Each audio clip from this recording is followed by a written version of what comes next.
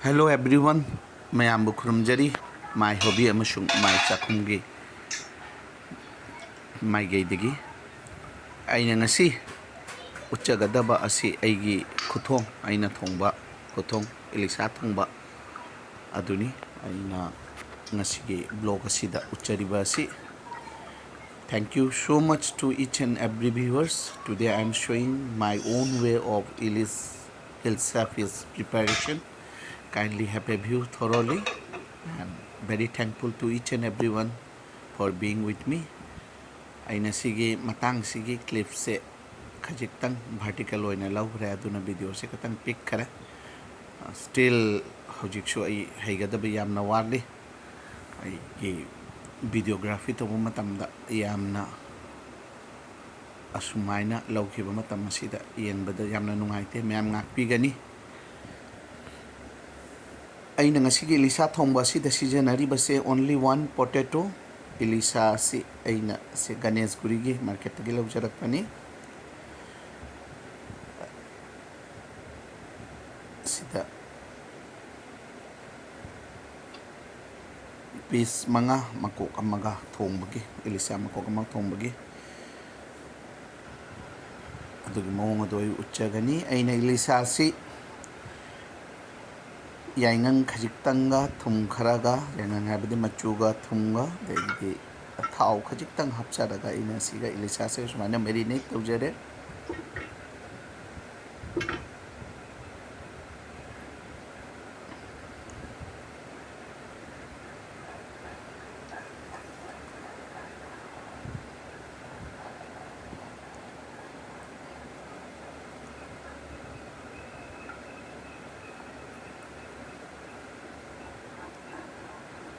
Aigi Elisha thongba sida aina seasonary ba singase borok atekpa khara alu chauba ma maroi nakupi machu morok asuba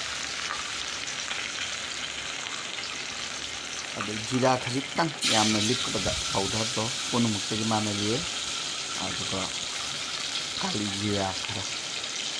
jira se jamna important aigi masigi aina thongjari ba sigi jamna important aigi tip samani aina Elisha se sumai tawdana fry tawjari.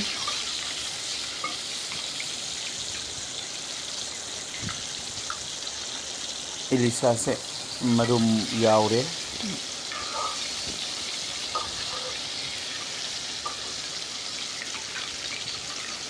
aina aigi bakhalda Elisha se marum khajitang yawba Elisha duna yamna hawba heli marum khajitang yawkhatpa Elisha koirang naba aigi Elisha se koirang naba Elisha ni Elisha de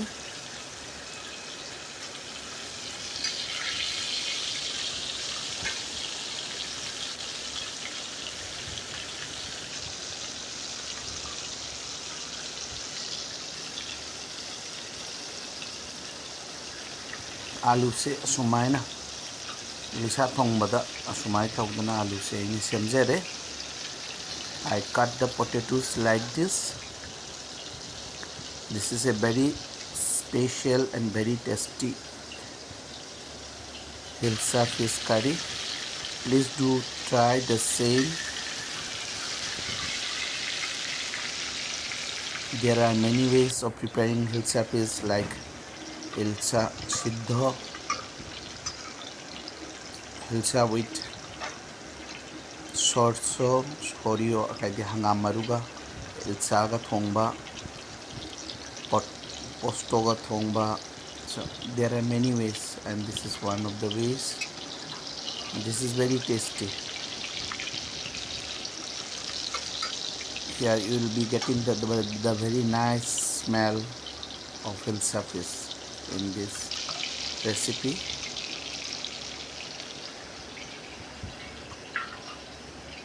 Once cooking is done, you will be getting very nice smell of Elisha fish. So please do try in this manner too.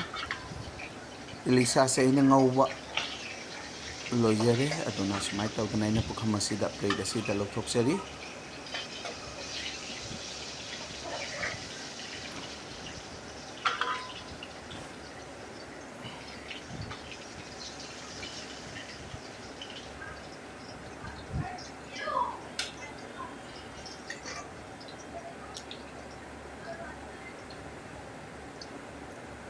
Thank you each and everyone for your big support. ꯃꯌꯥꯝꯅ ꯑꯩꯒꯤ ꯆꯦꯅꯦꯜꯕꯨ ꯌꯦꯡꯕꯤꯕꯒꯤ ꯑꯩꯒꯤ ꯆꯦꯅꯦꯜꯕꯨ view ꯇꯧꯕꯒꯤ ꯑꯩꯕꯨ update ꯇꯧꯕꯤꯕꯒꯤꯗꯃꯛꯇ ꯃꯌꯥꯝꯕꯨ ꯍꯟꯅ ꯍꯟꯅ ꯊꯥꯒꯠꯆꯔꯤ ꯑꯃꯁꯨꯡ ꯈꯨꯔꯨꯝꯖꯔꯤ ꯏꯂꯤꯁꯥꯁꯦ ꯉꯧꯕ ꯂꯣꯏꯕꯒ ꯑꯩꯅ ꯊꯥꯎ ꯑꯁꯤꯗ ꯏꯂꯤꯁꯥ ꯉꯁꯥꯏꯒꯤ ꯉꯧꯕꯒꯤ ꯊꯥꯎ ꯑꯁꯤꯗ ꯑꯩꯅ ꯑꯩꯒꯤ ꯑꯂꯨ ꯑꯆꯧꯕ ꯑꯃ ꯑꯩꯅ ꯁꯨꯃꯥꯏꯅ ꯇꯧꯅ ꯀꯛꯆꯔꯤꯕ ꯑꯂꯨꯁꯦ ꯑꯩꯅ ꯉꯧꯖꯔꯦ As usual, mahusagum ay 30 to 35% ay aluse munna ngawani asida ayna thum khajiktang machu khajiktang hapchalle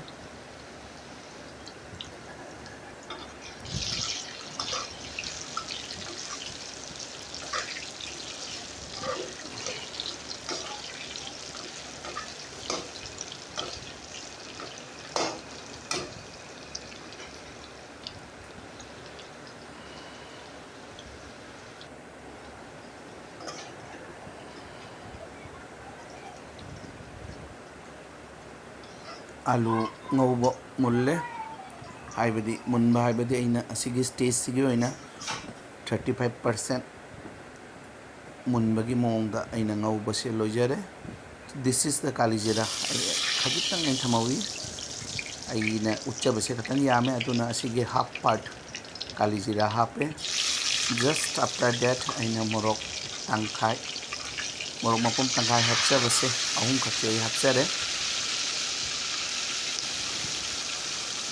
maroi nakupi then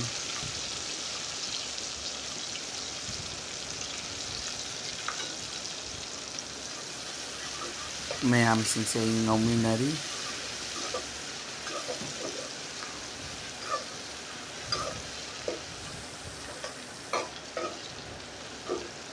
Elisha thongbada mong asumna thongba tarabadi Elisha matang da hautte manam watli ka ngasigi Elisha se phaba watli aduguma mongdo hairoi Elisha khudingmak haugani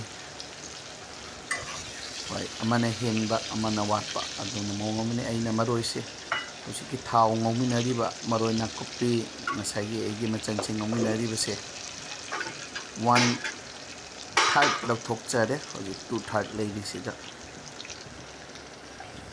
si aigi maroi sini atei machu asida aina ising asaba khajitang hapchanjare asigi recipe asi yamna yangna matam changdana nga singi marakta Elisha hariba nga se punamakagi yangna thongba yaba adugumba recipe ni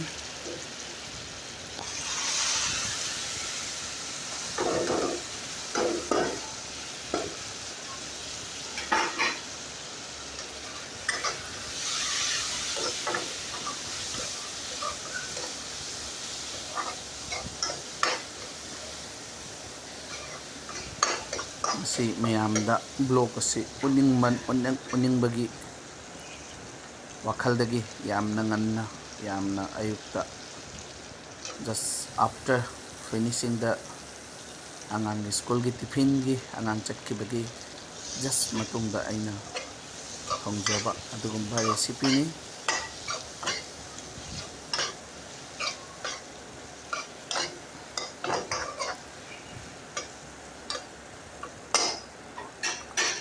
atei thabak chu leihibana thongbagi matamda phanghoraroi mayamda aigi nasigi blog se miss way hidra khanbadagi hojik ayuk nganna thongjabani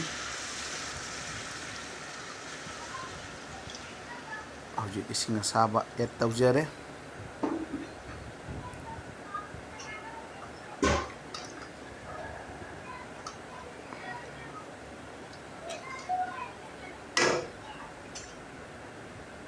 ꯌꯥꯝꯅ ꯍꯥꯎꯒꯗꯕ ꯏꯂꯤꯁꯥꯒꯤ ꯀꯔꯤꯒꯤ ꯃꯅꯝꯗꯣ ꯌꯥꯝꯅ ꯐꯨꯗꯣꯔꯛꯂꯦ꯫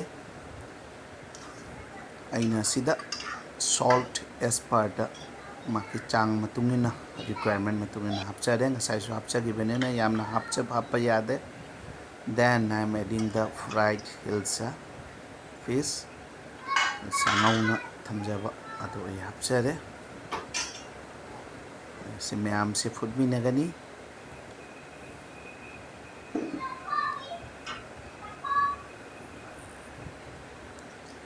ꯑꯩ ꯏꯁꯤꯡ ꯑꯁꯥꯕ ꯈꯖꯤꯛꯇꯪ ꯄ꯭ꯂꯦꯠꯁꯤꯗ ꯍꯥꯞꯆꯔꯒ ꯉꯁꯥꯏꯒꯤ ꯉꯥ ꯊꯝꯈꯤꯕꯒꯤ ꯃꯥꯒꯤ ꯉꯥꯒꯤ ꯃꯁꯥꯂꯥ ꯉꯧꯈꯤꯕꯒꯤ ꯃꯔꯣꯏ ꯊꯥꯎꯅ ꯁꯤꯡꯕ ꯅꯞꯄꯗꯣ ꯑꯗꯨ ꯇꯦꯡꯊꯣꯛꯑꯒ ꯄꯨꯈꯝꯁꯤ ꯑꯩꯁꯨ ꯍꯥꯞꯆꯤꯟꯖꯔꯦ꯫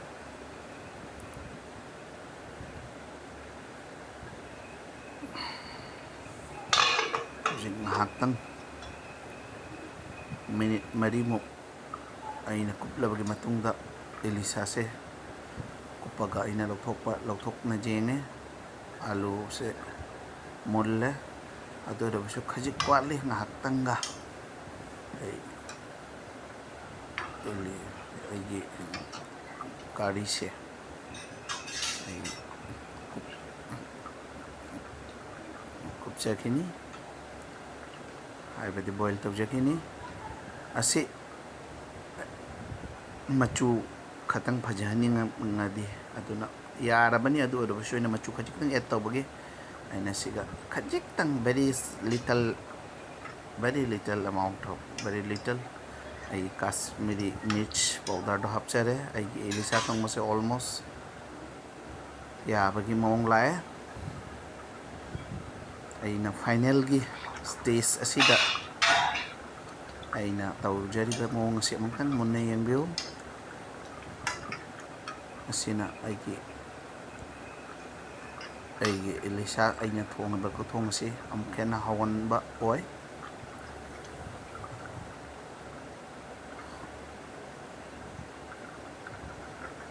ꯉꯁꯥꯏꯒꯤ ꯃꯍꯤ ꯑꯁꯤꯗ ꯍꯥꯞꯆꯔꯦ ꯈꯖꯤꯛ ꯑꯩꯒꯤ ꯇꯦꯡꯀꯣꯠꯁꯤꯒ ꯉꯁꯥꯏꯒꯤ ꯊꯥꯎ ꯑꯩꯅ ꯃꯔꯣꯏ ꯉꯧꯍꯧꯕ, ꯃꯔꯣꯏ ꯅꯥꯀꯨꯞꯄꯤ ꯀꯔꯤ ꯉꯧꯍꯧꯕ ꯑꯗꯨꯒ ꯃꯤꯛꯁ ꯇꯧꯔꯦ꯫ ꯃꯤꯛꯁ ꯇꯧꯔꯒ now this is the stage, very important stage of making Elisha fish curry.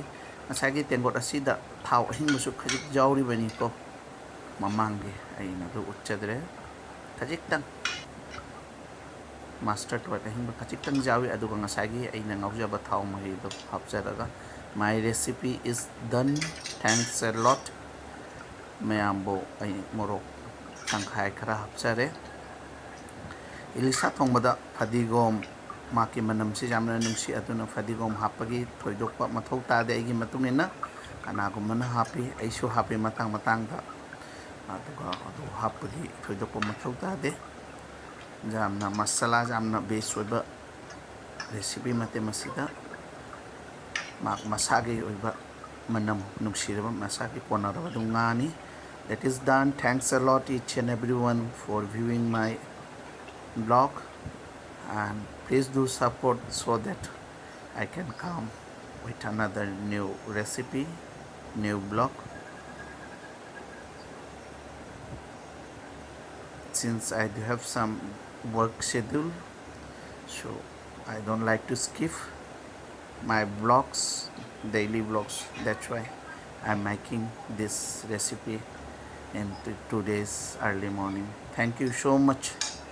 mayambo hanna thagatsari my hobby amasung mychakhumgi maikaitagi amasung mayamna nugsibibagi mayamna support tawbibagi damakta hanna namkhana khurumjari amasung thagatsari.